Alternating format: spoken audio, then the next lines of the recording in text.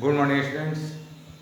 आज मैं आप लोगों को 9वीं कक्षा के हिंदी व्याकरण में आज अलंकार में मैं श्लेष अलंकार के बारे में बताने जा रहा हूँ। श्लेष अलंकार, श्लेष का अर्थ होता है चिपकना।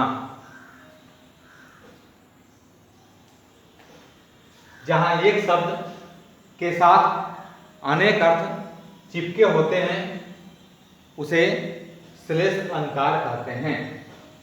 दूसरे शब्दों में हम कह सकते हैं कि श्लिष्ट शब्दों से अनेक अर्थों का कथन श्लेष अलंकार कहलाता है।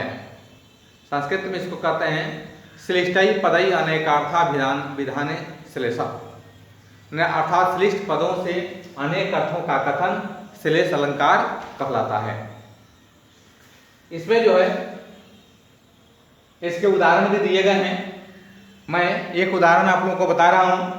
पहला कि रहीमन पानी राखिए बिन पानी सब सुन, पानी गए न उबरे मोती मानुष चून।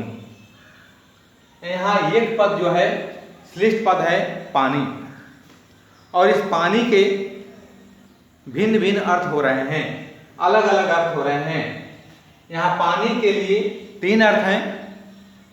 मोती के लिए चमक, मनुष्य के लिए प्रतिष्ठा तथा चूना के लिए जल।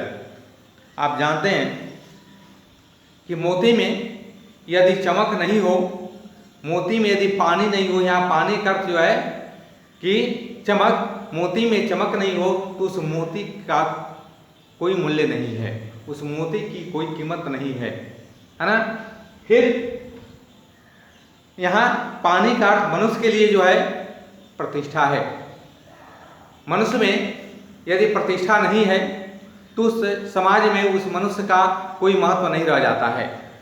इसलिए यहाँ मनुष्य के लिए पानी का अर्थ है प्रतिष्ठा। और चूना तो आप सभी जानते ही हैं, जिसको लोग पान में भी खाते हैं और घर की पुताई भी करते हैं। उस चूना में हम पानी डालते हैं तो यहाँ चूना के लिए पानी का अर्थ है जल।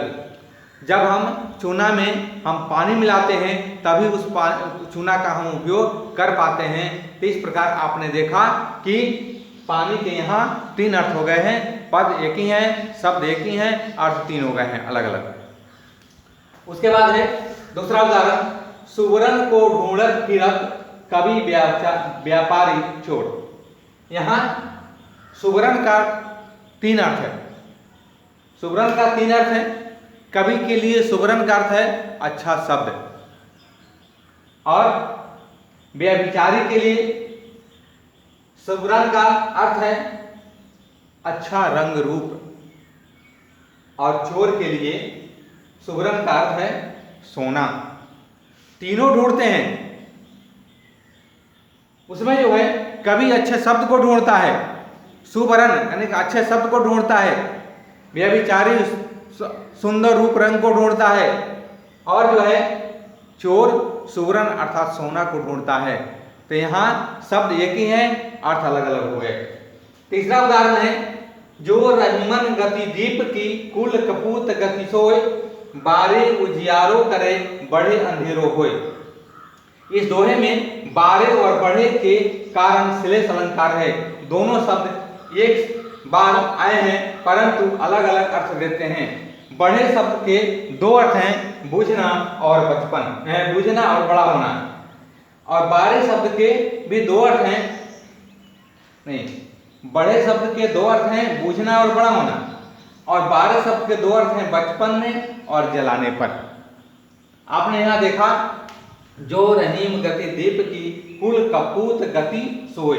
यहाँ दीपक और कपूत दोनों की गति को समान बताया गया है। दीपक के बारे में कहा जाता है कि बारे उजियारो करे बड़े अंधेरो होए। जब उसको जलाते हैं, यहाँ बारे का दीपक के लिए जलना है, जब उस दीपक को जलाते हैं तो वह प्रकाश देता है। अब बढ़े यानी बुझा देते हैं तो अंधेरा हो जाता है। ठीक उसी तरह से है ना, कुल के कपूत की गति होती है। बचपन में जो है कि वह जो है बचपन में खूब आगे की ओर बढ़ता है, लेकिन बड़ा होने पर वह कपूत जो है कि कुल को डुबो देता है। इसलिए यहाँ उसके भी दो अर्थ हो जाते हैं। अतः यहाँ पर जो है कि श्लेष अलंकार है। अब अगला मैं अगले रोज पढ़ाऊंगा।